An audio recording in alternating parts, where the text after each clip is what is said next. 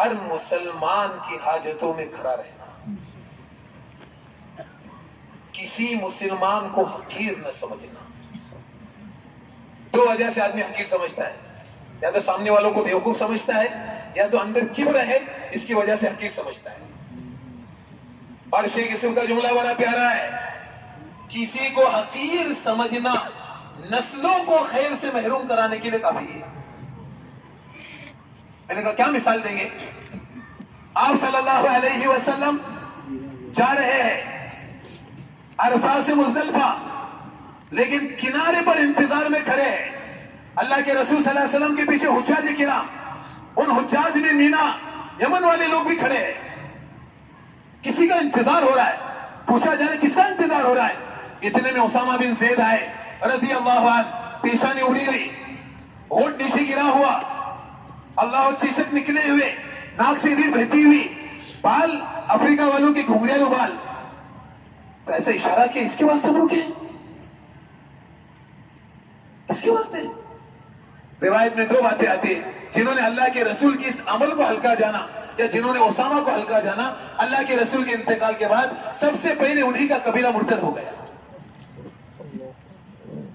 آگے سناتا ہوں، یہ تمہارا ہمارا شہر ہے نا، مختلف برادری، مختلف قسم کے لوگ آ کر یہاں بسے ہیں۔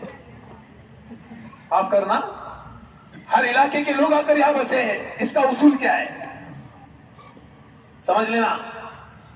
آپ صلی اللہ علیہ وسلم کے دہلیز پر آئے اسامہ بن زید، اور جا کے دہلیز سے ٹکرائے اور خون نکل آیا۔ تو اللہ کے رسول صلی اللہ علیہ وسلم نے امی عائشہ کی طرف دیکھا، اس کا مطلب یہ تھا کہ اس کو ذرا صاف کر لو۔ امی عائشہ کہتی ہے ناک سے ریڑھ بہ رہی تھی اور خون نکل رہا تھا، مجھے گھن آئی۔ اللہ کے رسول صلی اللہ علیہ وسلم خود آگے بڑھے اور اپنے ہونٹ کو ان کی زخم پر رکھ کر خون چوسا۔ کدھر رکھ کر؟ زخم پر رکھ کر خون چوسا اور تھوکا، اور اپنے ہاتھ سے ان کا ناک صاف کیا، چہرہ دھلایا، اور کیا کہا؟ اسامہ تو لڑکی ہوتا نا، تجھے اپنے ایسے کپڑے پہناتا، ایسے زیور پہناتا اور تجھے رخصت کر دیتا۔ تاریخی منظر سناتا ہوں آپ کو کہ دہنی ران پر حضرت حسن بیٹھتے تھے جو بالکل اللہ کے رسول کے مشابہ، اور بائی ران پر اسامہ بن زید بیٹھتے تھے، مٹیالہ رنگ حبشی رنگ، اور دونوں اللہ کے رسول کے ران پر چمکتے تھے۔ راوی بیان کرتا ہے، اور اللہ کے رسول کو امت بنانا تھی تاکہ ایک زانو پر اپنے بھتیجے پوتے کو رکھا ہے، نواسی کو رکھا ہے، اور ایک پر حضرت اسامہ کو رکھا ہے۔ ہمیں تعلیم دے رہے کہ کسی وجہ سے بھی فرق نہ کرنا۔ آگے سناتا ہوں، اللہ کے رسول صلی اللہ علیہ وسلم فتح مکہ میں داخل ہوئے، سواری پر آگے کون بیٹھا ہوا ہے؟ اسامہ بن زید بیٹھے ہوئے۔ ان کو اندر بھیجا حرم میں سب سے پہلے، اور کہا جتنی بھی تصویریں ہیں ان کو پانی سے مٹاؤ۔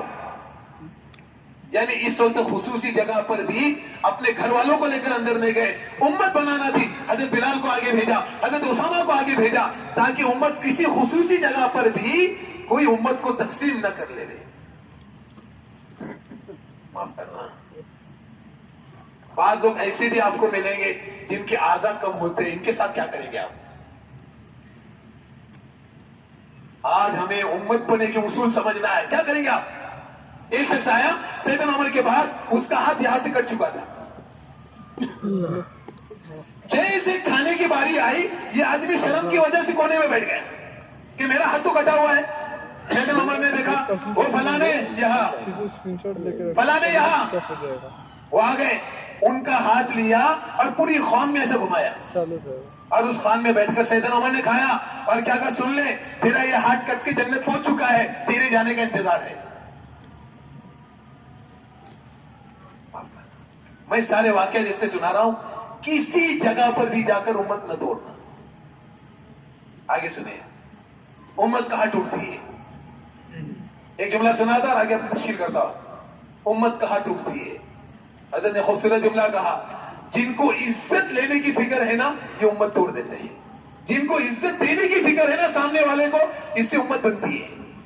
مثال دیتا آپ کو، آپ صلی اللہ علیہ وسلم بیٹھے ہوئے اور سامنے سے حضرت عباس آ گئے، مجمع میں کہیں بھی بیٹھنے کی جگہ نہیں ہے، اور اللہ کے رسول کی نظر حضرت عباس پر، صدیق اکبر کی نظر بھی اللہ کے رسول کے حضرت عباس پر، انہوں نے کچھ بھی نہیں کیا. صدیق اکبر رضی اللہ عنہ کھڑے ہو گئے اور حضرت عباس رضی اللہ عنہ تو یہاں جاؤ, یہاں بیٹھ جاؤ میری جگہ پر. اللہ اکبر. حضرت عباس رضی اللہ آئے اور حضرت ابوبکر کی جگہ پر بیٹھ گئے. کیا کیا؟ فقط عزت تھی, اپنی بیٹھنے کی جگہ تھی. اللہ کے رسول نے کیا فرمایا؟ اہل فضل ہی اہل فضل کی فضیلت کو جانتے ہیں. زندگی اس موڑ پر آ جائے آپ یہی کریں گے کہ سیدنا ابوبکر نے کیا ہے.